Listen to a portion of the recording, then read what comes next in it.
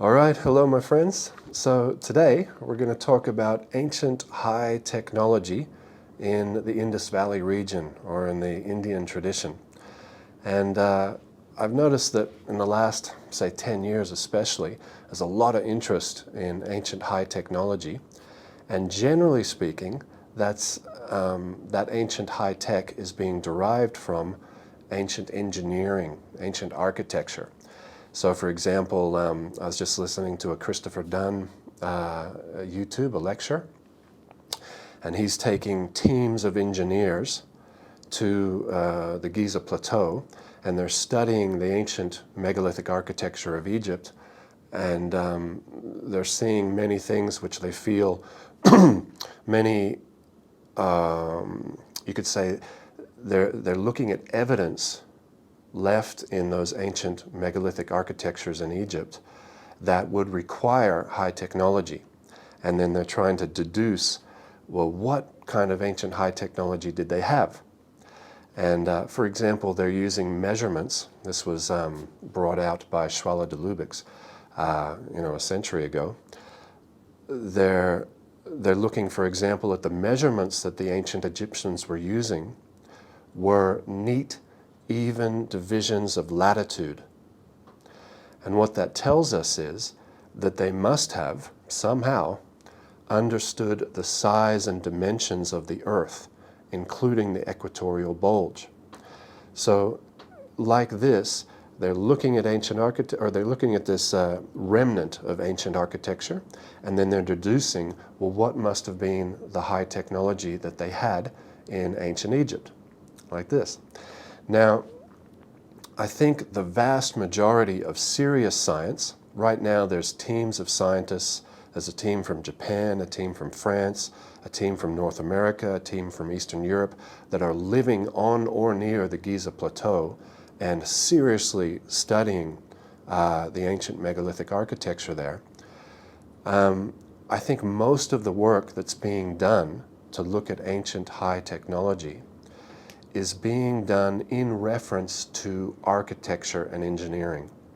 Sort of lagging behind the study of ancient architecture is the study of ancient literature, and sort of revisiting the ancient literatures of the earth to explore the possibility of ancient high technology revealed, or the remnant of some old civilization that had high technology revealed in ancient literature.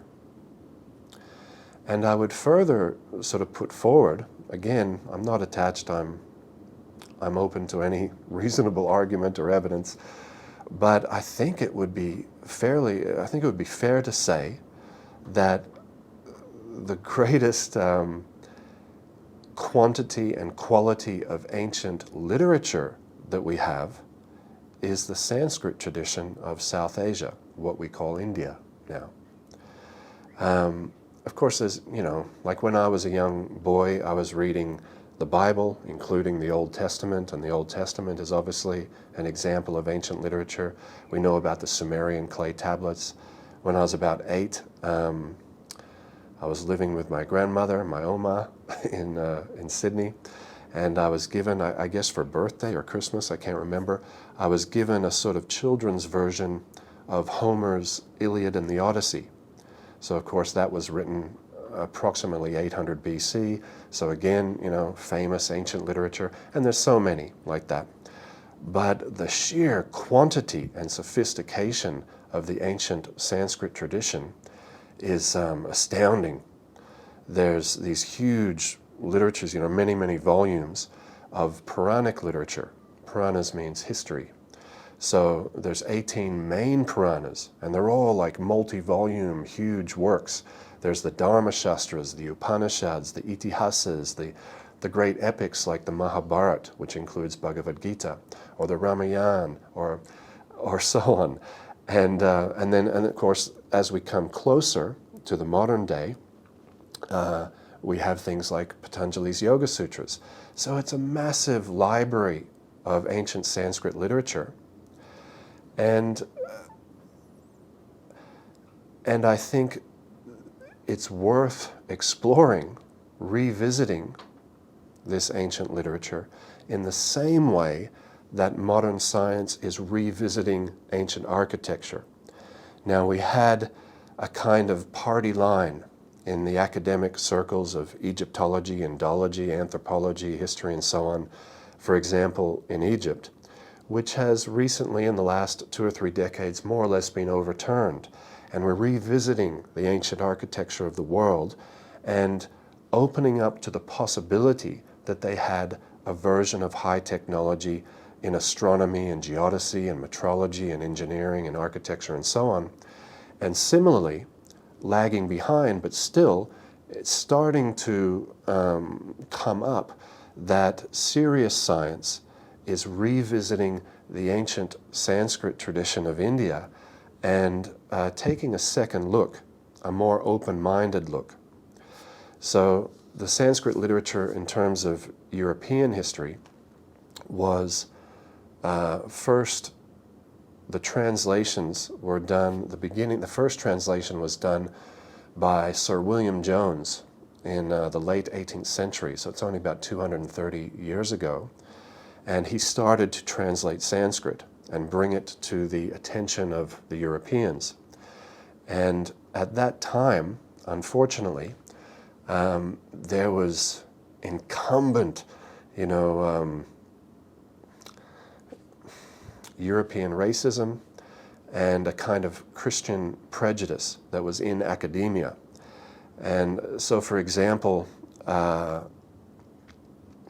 in Oxford University, the Sanskrit chair, the Indology chair, so the sort of dean of the Department of Indology and Sanskrit, the first chair, the purpose of that chair, so the purpose of the professor who sat in that chair, who had the top position there, their stated purpose, the reason they were getting paid to have that position, was so that they could explicitly undermine the credibility of the Sanskrit literature of ancient India and establish Christianity. So we're getting a sort of remnant or a residual effect of an academic bias coming out of that time. But now, the world has changed, and there's a lot more, with the internet, there's a lot more open discussion and open exploration of the ancient world, and some of the old ideas are being overturned. And today, what I'm going to do is present from the Yoga Sutras a very clear explanation of a type of ancient high technology. Now, of course, from the scientific perspective, and I don't mean to say that a scientist is someone necessarily with a PhD. There are people with a PhD who are incapable of objective, neutral, unprejudiced, evidence-based lines of reasoning. And there are people in the PhD community who are wonderful, honest, intelligent scientists. Now, there's also people who didn't even finish high school, for example, or didn't have any kind of traditional formal education, yet who do have the capacity for scientific thought. They do have the capacity for intelligent, objective, well-reasoned, evidence-based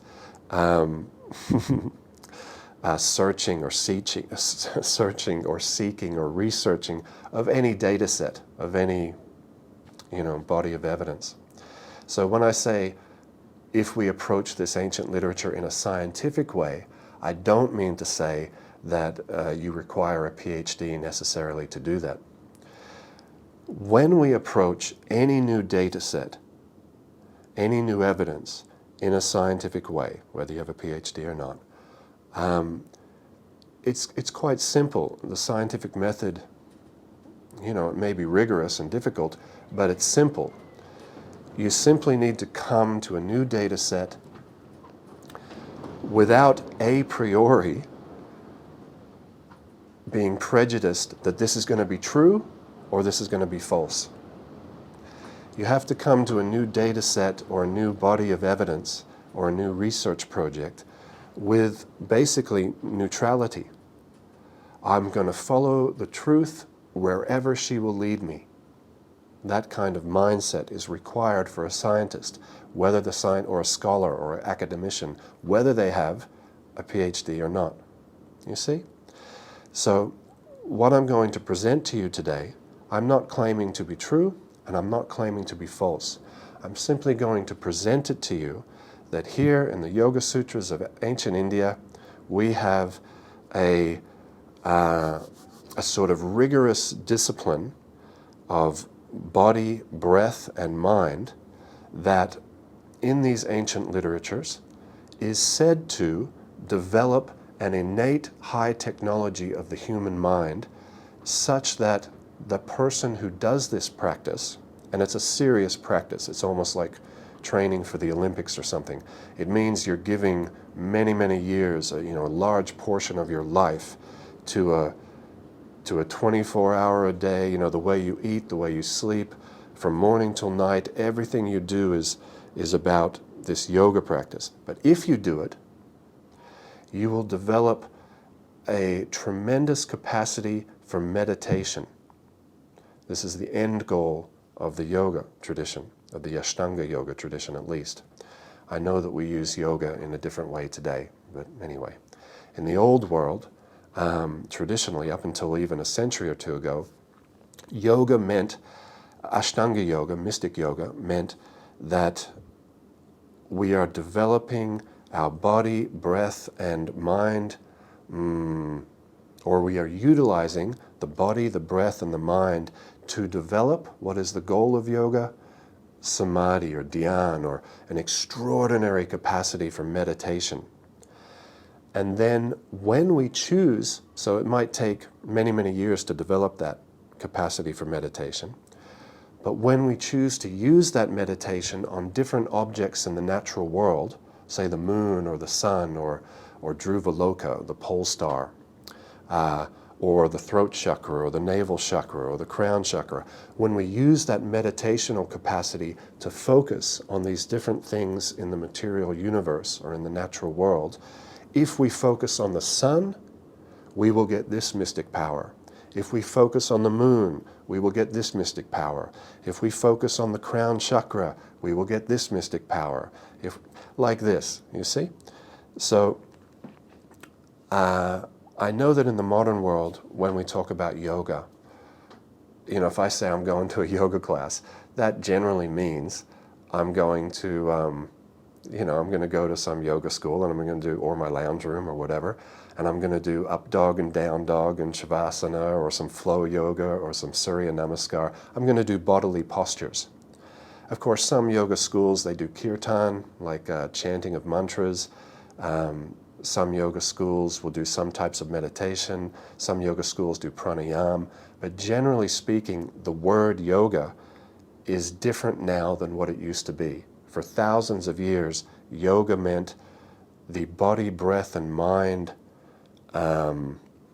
discipline that will enable us to meditate. Whereas now, yoga kind of refers to the bodily postures. I'm doing this because I'm thinking of, up dog, down dog. All right. So, because that will be new for some people, I will reference the Yoga Sutras itself, and I'm going to use two translations today, my two favorite translations and commentaries on the Yoga Sutras. One is by H.D. Goswami, who's also known as Dr. Howard Resnick. Dr. Resnick has a PhD from Harvard University in Sanskrit and South Asian studies. I've spoken to many scholars in the world who have a deep respect for his knowledge of Sanskrit, and he's also been a serious practicing yogi for more than 5 decades. He's also a monk. And then the other commentary and translation that is my favorite is Professor Edwin Bryant.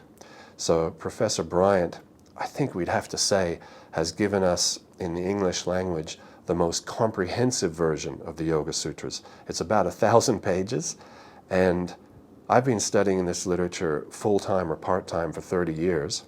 I've come across his Yoga Sutras in the last 2 years, and there was just on every page, new things that I didn't know. It's an extraordinary translation and commentary on the Yoga Sutras. It's in ebook form also. That's how I have it on my computer. So anybody can get that. So we're going to use today the translations of Dr. Resnick and Professor Edwin Bryant. And the first thing I'll do is I'll just reference the Yoga Sutras, Patanjali and these two commentators, so that we can establish clearly that definition of yoga, because that's critical to understanding this high technology, how they were developing these mystic powers. Again, I'm not claiming that the mystic powers are true. I'm not claiming that they're mythology. I'm just giving you the data, and you can decide for yourself. All right, so in Patanjali's Yoga Sutras, right at the beginning, Patanjali gives us the definition of yoga. Yogas chitta vritti nirodha. Yogas chitta vritti nirodha. Yogas means yoga is. Chitta vritti nirodha. Nirodha means restraining, stilling, stopping, like this. Vritti, I just looked that up in the Sanskrit English dictionary. The first meaning, the most common meaning, was turning. And chitti, so that's vritti, chitti generally is translated as the mind. So a very literal translation would be yoga restrains the turning of the mind. And if you look at, you're going to see this on the bottom of the screen, I guess. I'm reading it here. But Dr. Resnick's translation is exactly that. In his classic way, he's just giving us a very academic, clear, word-for-word translation of the Sanskrit. Yoga restrains the turnings of the mind. And then Professor Bryant's translation, yoga is the stilling of the changing states of the mind. So what are we getting at here? It's very simple. If I go down, we have the beach just here. I'm living just south of Sydney, near the Heart and Soul Retreat Center, which is just over here. And if I wander down to the beach this evening and I look up to the moon, apparently there's some mystic powers that you can achieve by meditating on the moon. If I go to meditate on the moon on the beach, what will happen to Madreya? What's going to happen is I'm going to get distracted. In other words, my focus, my mental focus on the moon is going to turn. This is the point. I'm going to experience monkey mind because I'm not an advanced yogi. So I'm going to be focusing on the moon, and then my mind is going to get distracted this way, or distracted to some memory, or distracted that, oh, my bottom is wet or something on the sand, or something like this. I'm going to experience distractions. And the definition of yoga that Patanjali gives us is that yoga is developing in us the capacity for deeply meditating on a single image, a single point, or a single object. We're going to be able to meditate on a single object at practically an unimaginable degree of mental focus. So if you read these ancient literatures, yogis are going into trance, for hours, even days at a time, just even longer, just utterly focused on a single object, utterly, with the pure mind. So this is a kind of, like I say, it's like training for the Olympics. It's something you do over many, many years in a very serious, rigorous way, highly disciplined way. I'll also give one other text here just to confirm that. This is the definition of meditation. It's chapter 3, text 2 in Patanjali's Yoga Sutras.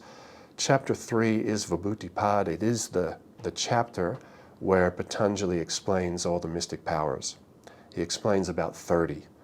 So, and it's basically like this. If you meditate on the moon, you get this mystic power. If you meditate on the sun, you get this mystic power. If you meditate on such and such, you get this mystic power, like that. And he lists about 30. We'll explore 8 today. We'll give some examples. But anyway, so Patanjali, chapter 3, text 2, Tatra pratyaya ekatanata dhyanam. And you'll notice that prefix eka there. So Tatra pratyaya eka. Eka means one. I'm just noting that because there are different types of meditation. We use the word meditation to refer to different things in the modern world. But in the yoga tradition, meditation has a really clearly defined definition. It's a little redundant, but you follow me. So Dr. Resnick's translation: meditation is the state of fixing awareness on a single, eka, object. Professor Bryant's translation: meditation is the one-pointedness of the mind on one image. So you see what I'm getting at? Meditation for them, ancient yoga, the style of meditation that they're practicing in the ancient yoga tradition is not, say, the style that we learn in Tibetan Buddhism, where you're sort of removing yourself, watching the thoughts and emotions pass by without attaching ourselves to them. I went to a yoga retreat 30 years ago, organized by Sogyal Rinpoche, the author of that Tibetan Book of Living and Dying. And the speaker was defining meditation like that. He said, simply, follow the breath, sort of retreat from your thoughts, just watch your thoughts flow by like clouds in the sky. And it's wonderful, it's great, but it's not meditation in the yoga tradition.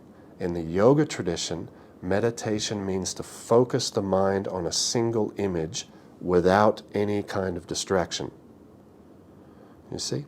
And then, there's some technical language and things, advanced sort of stuff, which I won't get into today because we're trying to do a short YouTube video. All right, so let's get into it. Let's look at the mystic powers, or the high technologies of ancient India, at least one of the varieties. Sometimes I think of that quote in this regard. It's Arthur C. Clarke. Any sufficiently advanced technology is indistinguishable from magic. So I think what he's getting at there is that when we first contact some amazing technology, we may think that it's magic.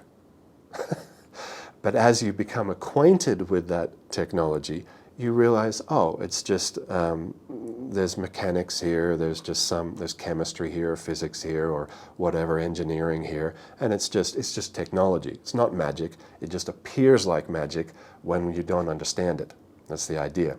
So we may not understand these mystic powers, but at least from the perspective of the ancient yoga tradition, they are presented as quite possible, rare, but possible achievements of the human mind that can be developed in anyone, basically. At least in principle, potentially, they can be developed if you're willing to follow the discipline. So let's look at this. I'll give 8 examples, and I guess I'll put them up on the screen so you see these later. So if we focus, if we use that, so we've been doing meditation now, Ashtanga yoga now for many years. We're living in some monastery or a cottage in the forest or some cave. We've developed, extraordinary capacities of mental focus, and now we're going to use that meditational capacity, and we're going to focus our mind on the sun. When we do that, according to Patanjali, we will gain the high technology or the mystical power, depending on how you see it, of understanding other realms in the universe and other worlds in the universe. We will intuitively gain this knowledge. So let's look at the second one. This is one that I could use. If one meditates, so again, you've done many years of practice, you've developed this incredible degree of meditational capacity, and now you're going to use that meditational capacity, but you're going to choose a different focus point. Now you're going to focus on the energy center in the throat, sometimes called the nerve center, the throat chakra. And what will happen? What mystic power will you develop? What high technological ability will you achieve? You will achieve complete cessation of hunger and thirst. You will no longer be, sometimes in the Sanskrit the word is whipped. You will no longer be whipped and kind of pushed, vagum, this kind of urge to eat and to perhaps overeat if you're like myself. All right, so the third meditational focus that we'll look at is the difference between words and the meaning of words. So if I give you, let's say I use the word rose, let's say. So I say the word rose. Now, that word will have a different meaning for all of us. Like my mother's maiden name is Rosalie, or we have a famous actress in Australia called Rose Byrne, or we may think of the flower, a red rose, a pink rose, a yellow rose. We may associate the word rose with something, maybe romance or Valentine's Day, or I'm going to give a rose to my beloved, or some memory like that. So there's a difference. Actually, rose, right,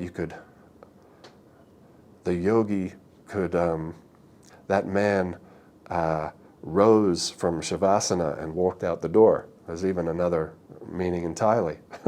So this word rose is different from the meaning of the word for all of us.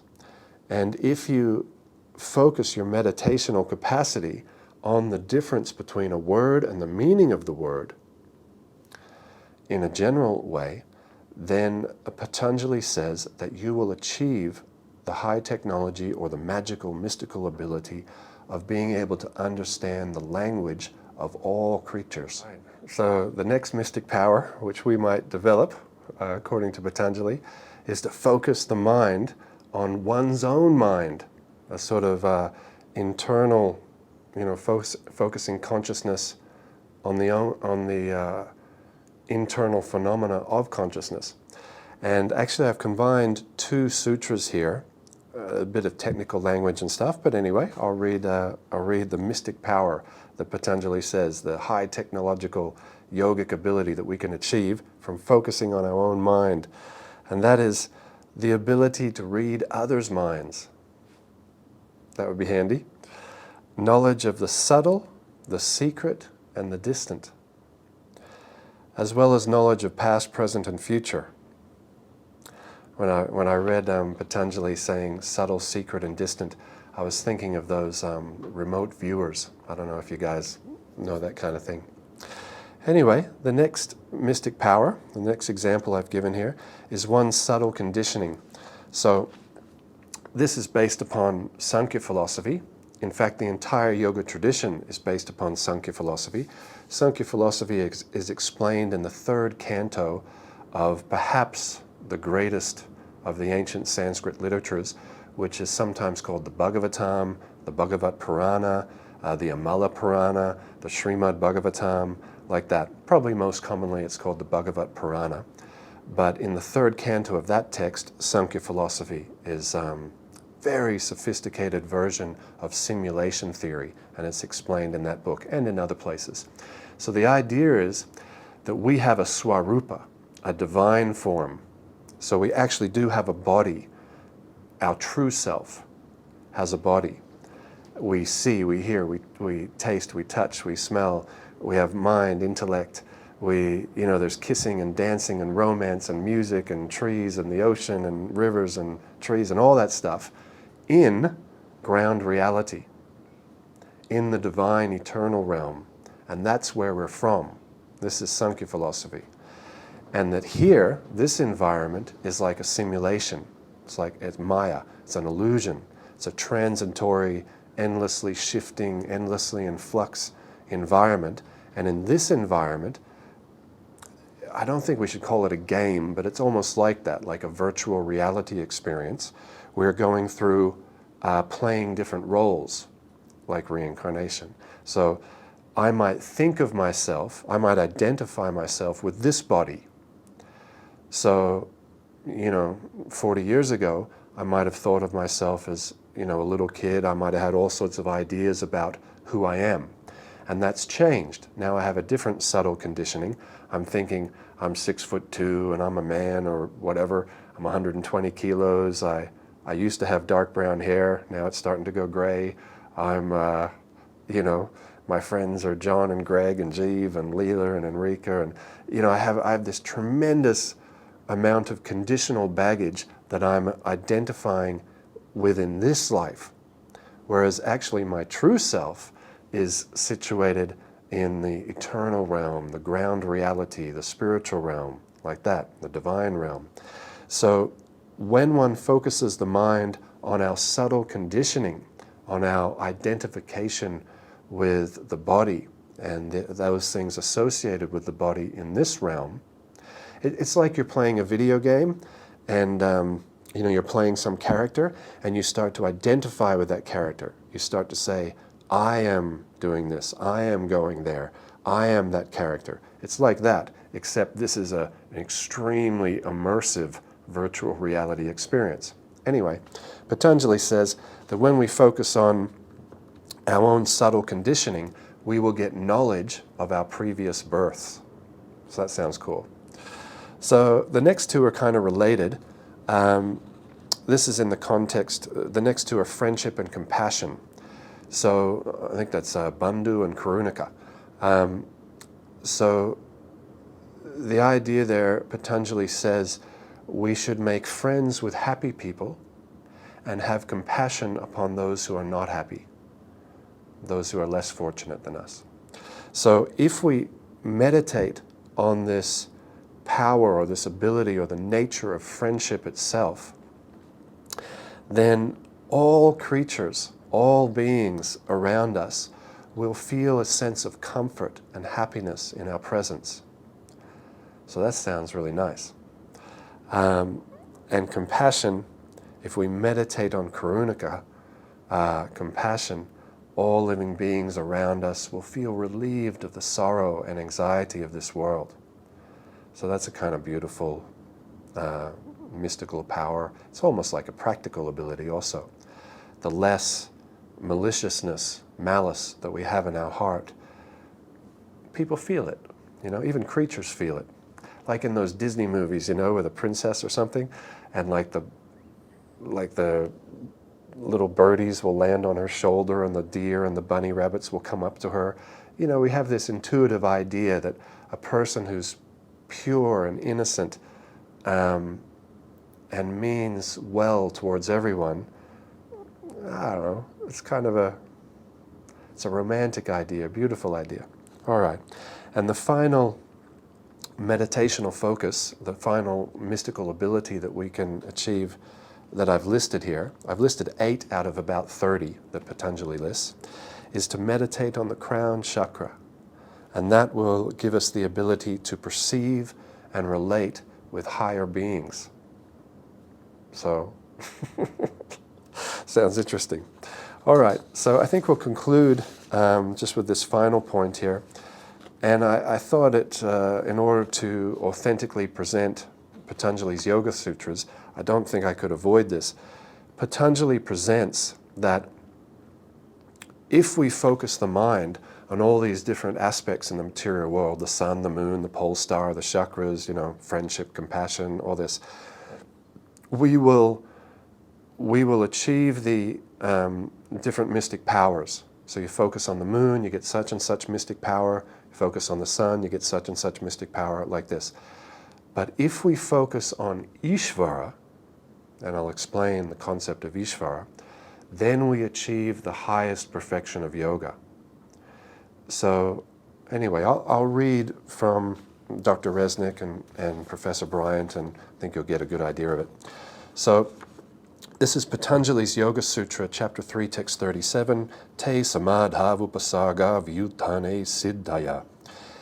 If the mystical powers become distractions, they become impediments. I actually looked up about half a dozen translations, but they were all more or less the same as that. So Professor Bryant says this in his commentary to this sutra, that the siddhis, mystical powers achieved through yoga, are potential impediments to the goal of yoga, sort of the final goal of yoga, is a widespread position in Indic traditions. And I must admit myself, I've seen this again and again and again in the Mahabharata, the Ramayana, the Bhagavad Purana, the Gita, it's everywhere. So this is something that's oft repeated. Yogis are going to get these mystic powers almost automatically, naturally. But that's not the end game. Don't get distracted and start to use those powers for your own gain. Don't do that. And then Professor Bryant, he quotes here from the Bhagavat Purana, "The wise speak of siddhis," meaning mystic powers, "as obstacles. They are the cause of delay to one who is practicing the highest yoga." Bhagavat Purana 11.15.33. And Dr. Resnick says in his commentary to the same sutra, "Here we find a warning common to all yoga texts about the powers produced by a high degree of mental capacity and concentration," siddhis, the mystic powers. "The practitioner, in fact, should not seek these powers, for they are an interference in trying to achieve samadhi, trance or samadhi. We should concentrate only on devotion to God." So it sounds almost like Jesus or something like that. What's that? I think in Deuteronomy and also in Matthew. In Matthew, Jesus says,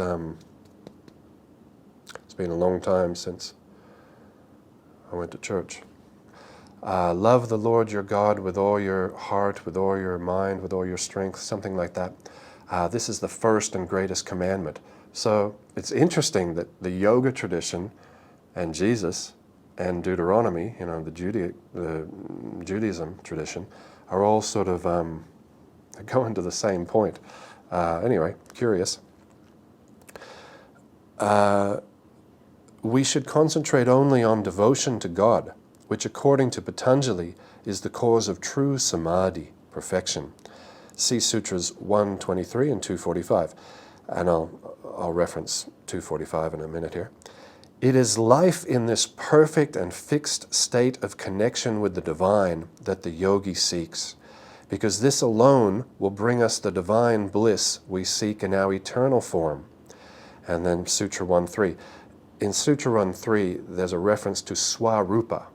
So the idea is that when you achieve yogic perfection, you don't disappear or like merge into a white light or something like that.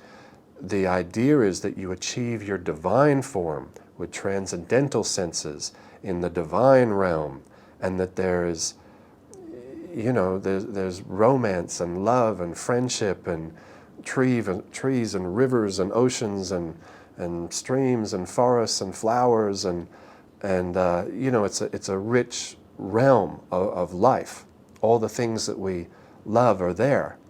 That's why they're here in a kind of shadow form or a reflection or a simulation of our original home, our eternal home. That's the idea, swarupa. So yoga is not taking us to merge into a white light or something. You never hear that in the actual literature. It's taking us to a spiritual realm of which this world is kind of a shadow or a dream of that true realm. You find similar idea in Plato.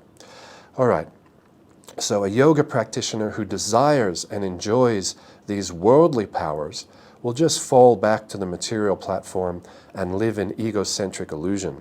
Ooh. So Dr. Resnick referenced that chapter 2, Sutra 45, so I'll just explain that, or I'll just read that. Patanjali Yoga Sutra, chapter 2, text 45, Samadhi Siddhi Ishvara Pranidhanat. So samadhi, that's the final pure meditation, and the eighth limb of yoga, the final limb of yoga. So that's what we're trying for, that's the goal, to achieve samadhi. And then samadhi siddhi, the perfection of the final stage of yoga. Siddhi means perfection.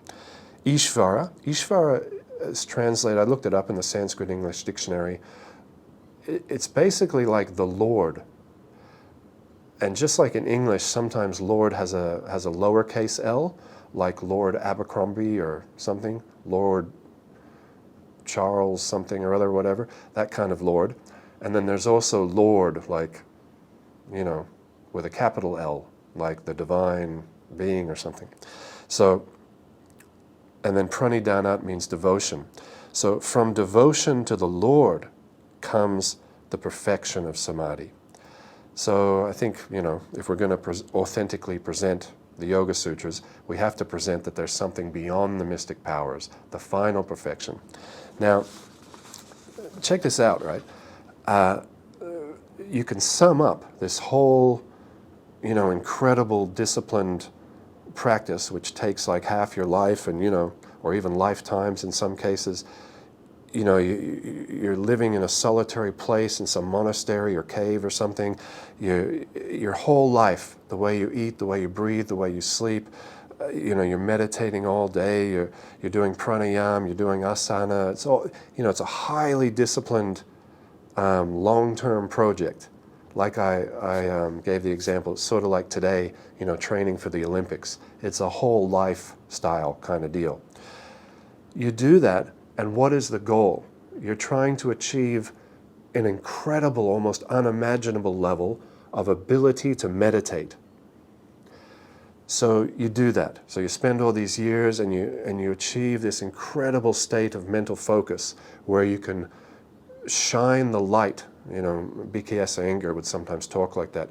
Shine the light of your attention on anything you like, any single object. So if we then choose to shine the light of our meditative focus after all these years of practice on the moon or the sun or the pole star or the chakras or like this, we're going to get different mystic powers. We meditate on the moon, we get this mystic power. Meditate on Dhruvaloka, the pole star, the North Star, we'll get this mystic power. Meditate on the sun, what do we get? We get knowledge of other worlds and other realms. We get that mystic power.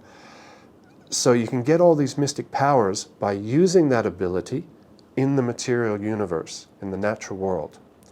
But if you use that ability to focus on Ishvara, the divine, the Lord, you use that meditative ability and you focus it on Ishvara, then you get the final perfection of yoga. You see? And this is wrapped up in Sankhya philosophy. You then leave the simulation and go back to the divine realm in your true form with your beloved and your friends and your true home and like that. And experience perfect, blissful, divine, immortal life. That's the idea. All right, and there's a description of that. I'll conclude here. In the Bhagavad Gita, which is the other than the Yoga Sutras, it's probably the other most famous yogic text, in chapter 6, which is the chapter on Ashtanga Yoga, mystic yoga, there's a beautiful description of samadhi, of this final state that you can achieve. And it's beautiful. I've always loved it. I've always liked it since I first read it, and I'll read it to you. It's very poetic. In the stage of perfection called trance or samadhi, one's mind is completely restrained from material mental activities by practice of yoga.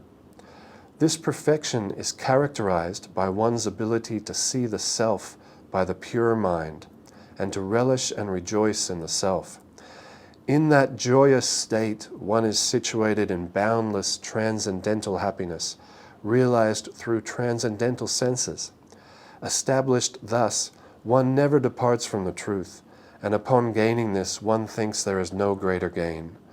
Being situated in such a position, one is never shaken, even in the midst of greatest difficulty. This indeed is actual freedom from all miseries arising from material contact.